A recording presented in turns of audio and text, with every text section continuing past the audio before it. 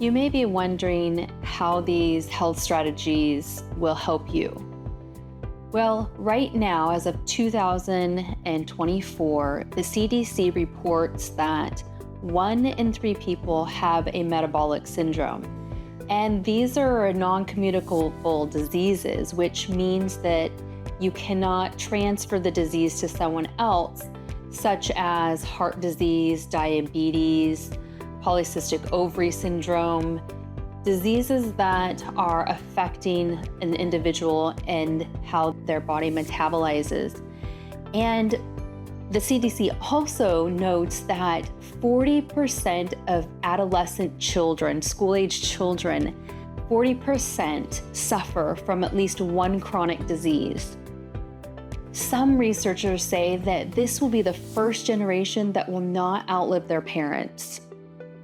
With epigenetics, these tendencies can be passed down to the children. In fact, when a woman is pregnant, that child is not only becoming susceptible to the mother's current state of health, but if the fetus is a female, the eggs that are formed in the ovaries of that female fetus would be the mother's grandchild. So it can be affected even to the third generation.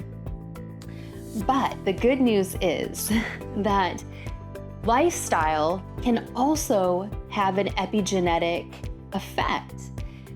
What we say can affect our genes. How we think affects our genes. What we do affects our genes, and what we eat can affect our genes.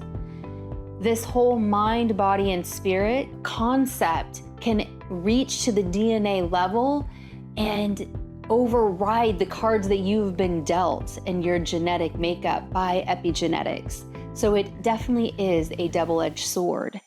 And so we are choosing here at Dunamis Health Strategies to focus on the positive, to create change even to the DNA level. So there is hope, and we're so excited to share these with you.